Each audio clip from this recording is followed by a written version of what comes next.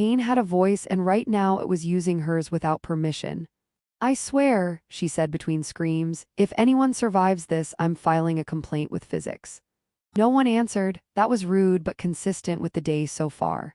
Her leg refused to participate in reality. Every attempt to move it resulted in white noise flooding her thoughts, followed by language her mother had once threatened to wash out with soap. The suit's damage alarms had given up earlier and switched to a polite blinking icon, as if embarrassed to keep pointing out the obvious. Critical injury, the suit said again helpfully. Recommend medical assistance. Oh really, she gasped, I was thinking a nap. Static hissed where the comm channel should have been. She slapped the side of her helmet. Nothing, of course. The universe loved commitment. She dragged herself a few centimeters using her elbows and immediately regretted inventing that idea. The screaming resumed, louder, echoing off things she refused to look at. Somewhere in the distance, energy weapons argued with each other. Closer, something exploded with the enthusiasm of a bad drummer. Listen, she told her leg, we've been through a lot together, boot camp, that station riot, that bar on Vega 9, don't quit on me now. Her leg did not listen. Movement entered her peripheral vision. Upright movement. Calm movement. Not human movement if the internal threat recognition module was to be believed, and it usually was, except for that time it flagged a vending machine as hostile.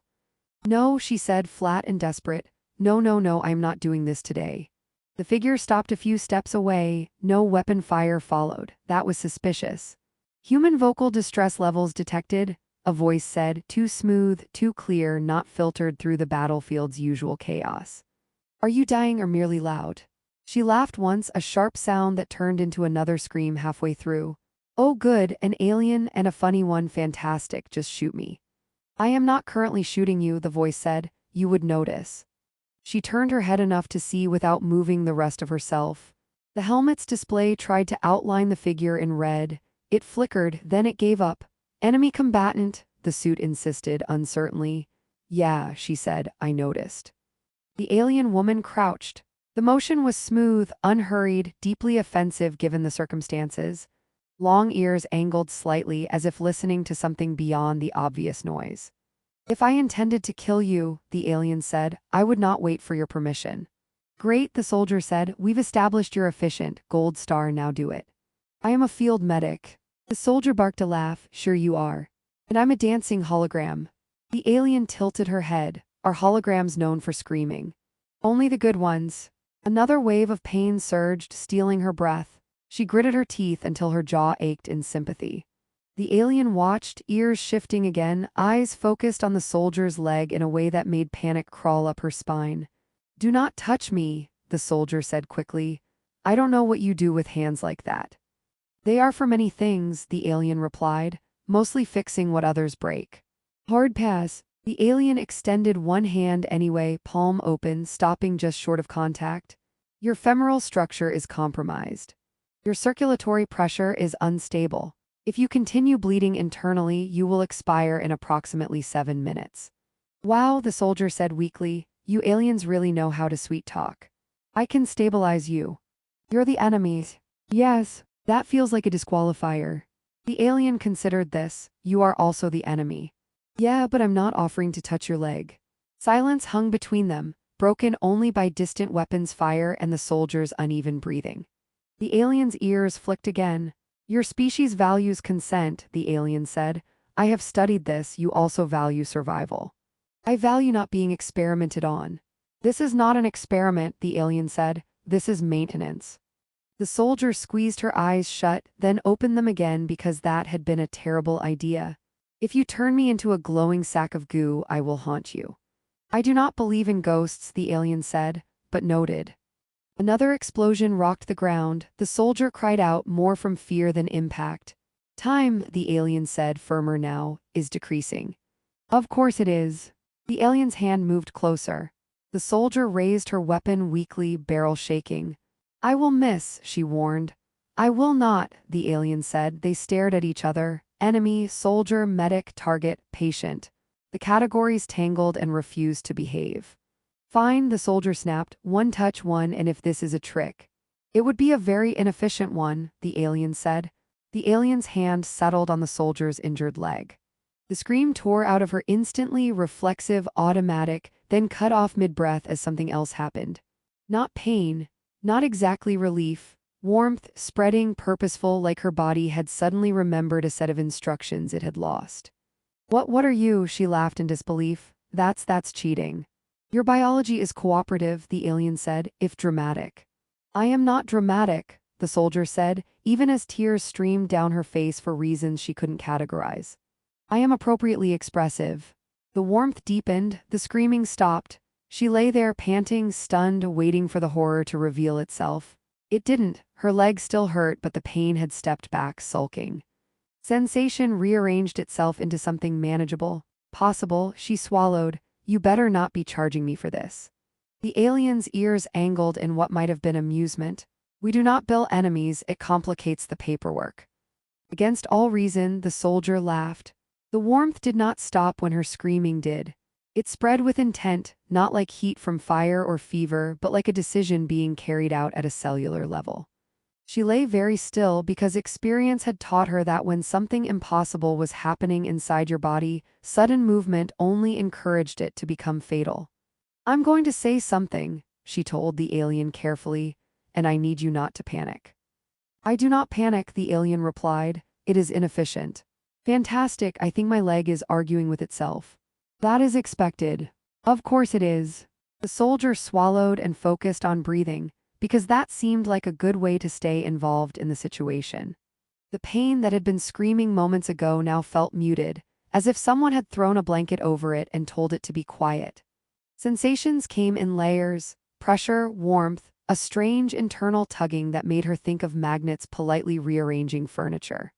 "I can feel things moving," she said. "Bones should not do that." "They can," the alien said, when reminded.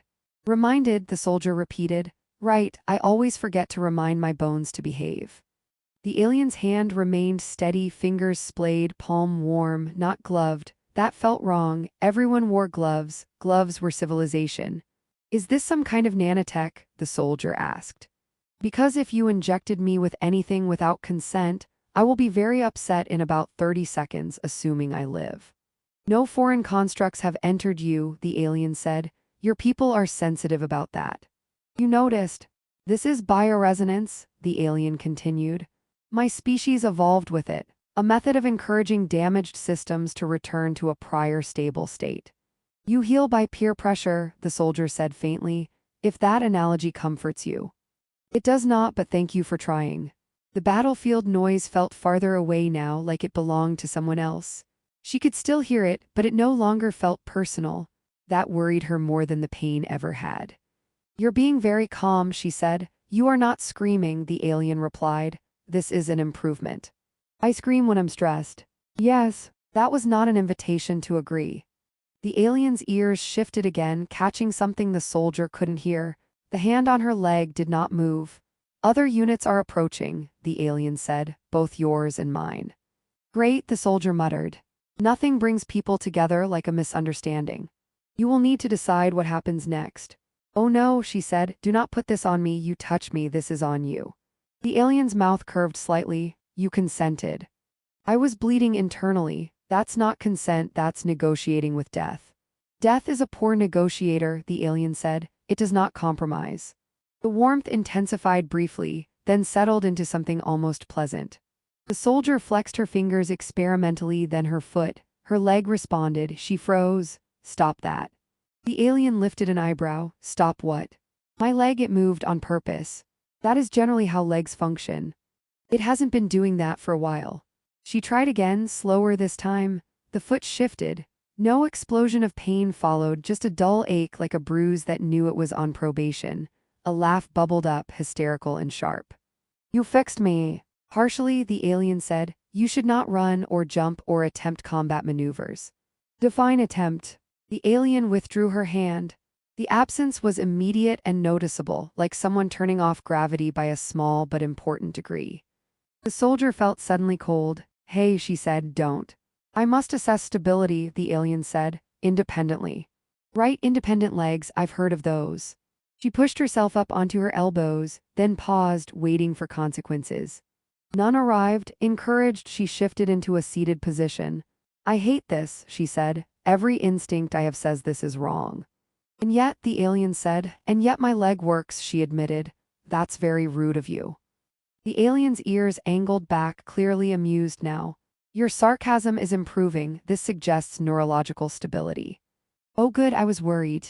The soldier glanced around. Her rifle lay a short distance away where she dropped it. She made no move toward it, she wasn't sure why. So, she said, you heal enemies on battlefields, is that a cultural thing or are you just weird? Yes, she snorted despite herself. Figures. A distant shout echoed, human voices, closer than before. That's my people, she said, if they see you. They will fire, the alien said calmly, and if your people see me, they will also fire. War really brings out the best in everyone. The alien extended a hand toward her again, not touching this time. You can walk. Define walk. Ambulate without collapsing. Then yes, she said slowly, probably. Unless my leg decides to unionize. The alien nodded, you should leave. And you. I will delay. She stared at the alien. You just fixed me so I could run away while you stay in a kill zone. I am more difficult to kill, the alien said, statistically. That's not comforting. It is accurate. The soldier pushed herself to her feet. The leg protested mildly, then complied. She swayed, then steadied. Oh wow, she breathed. I'm vertical, this is a big day for me. She looked at the alien woman, at the long ears, the calm eyes, the faintly amused expression that did not belong on an enemy medic in the middle of a war. Why? She asked quietly. Why help me? The alien considered her. Because you were injured.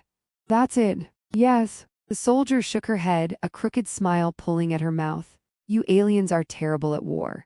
So your people keep telling us, the alien replied. The shouts grew louder. Boots pounded, orders barked. Go, the alien said. The soldier hesitated, then did something that surprised them both. She reached out and briefly squeezed the alien's wrist. Thank you, she said, for the maintenance. The alien blinked. You are welcome for the screaming. The soldier laughed, turned, and ran carefully toward her people, her leg holding, her mind spinning, the echo of alien warmth lingering like a question she wasn't ready to answer. She ran until her lungs burned and her leg reminded her that miracles came with fine print. By the time she reached the perimeter of her unit's forward line, adrenaline had begun to wear off and reality, rude as ever, took its place. Someone grabbed her hard, spun her around, shouted her name like it might run away. Stop shaking me, she said. I'm not a vending machine. Medics swarmed, human ones, loud ones. They cut her suit, scanned her legs, stared at their readouts like the devices had personally betrayed them. This fracture was catastrophic, one said. How is she standing? She's very motivated, she offered, and peer-pressured. They didn't laugh. That was fair. War zones were notoriously humor-resistant. They got her onto a stretcher anyway because humans loved redundancy, and as they hauled her back, she kept looking over her shoulder, half expecting long ears to rise out of the smoke, calm and unimpressed. None did. She spent the next 12 hours being scanned, rescanned, argued over, and accused politely of lying. She did not lie, she embellished. There was a difference. No nanotech, a doctor muttered. No foreign signatures. Tissue regeneration consistent with, he stopped, with nothing. See, she said, maintenance. They grounded her for exactly 3 days, which was a personal insult. On the 4th day, the war came to her. The alien offensive stalled. Lines froze, whispers spread, the kind that moved faster than official channels ever could. Stories of alien medics interfering, of wounded soldiers, human and otherwise, left alive in places they should not have been. High Command called it misinformation. She called it familiar. When the ceasefire window opened, narrow, fragile, held together by mutual exhaustion, she volunteered for patrol duty with an enthusiasm that made her commanding officer suspicious. You're smiling, he said, that's new. I healed, she said, it does wonders for morale. The patrol moved cautiously through the shattered terrain, sensors hummed, weapons stayed ready, jokes were made quietly because silence made everyone nervous. Think they'll show? One of her squad mates asked. If they do, she said, try not to shoot the first medic you see. They stared at her. I'm kidding, she added, mostly. They found her near the edge of a collapsed structure, exactly where memory said she'd be. The alien woman stood with her hands visible, ears angled forward, posture relaxed in a way that made everyone else tense. Weapons lifted. Orders were whispered. Wait, the soldier said, louder than intended. The alien's eyes met hers. Recognition flickered, followed by something that might have been relief. You are ambulatory, the alien said. Good. You delayed, the soldier replied. Bad. I survived, the alien said. Acceptable. Someone behind her swore softly. She's talking to it. The soldier stepped forward, ignoring the sharp intake of breath from her unit. This is the part where everyone does something stupid, she said. I'm trying something different. The alien tilted her head. Is this a human strategy? God, no, this is personal. They stood a few steps apart, enemies by definition, acquaintances by experience. Your people are considering negotiations, the alien said. Mine are skeptical. So are mine, the soldier said. We're very committed to being tired. The alien's ears twitched. You returned. I had unanswered questions. Such as, do you heal everyone? Yes. Even those who would kill you? Yes. The soldier exhaled slowly. That's inconvenient. I am aware. A laugh escaped her, unexpected and a little wild. You saved my leg, you might have ruined my worldview. Worldviews heal slowly, the alien said. There is no bioresonance for them. The ceasefire held long enough for words to replace weapons, awkwardly at first, then with growing confidence. The alien medic's presence became a catalyst, an uncomfortable example no one could quite ignore. The soldier spoke. Often. Too often, according to some. She told her story again and again, sanding down the disbelief with humor until people listened. Weeks passed. Lines shifted, not forward, sideways. On the day the first joint medical corridor opened, the soldier walked it on her own 2 legs. They ached. They worked. She found the alien woman waiting. You look tired, the alien said.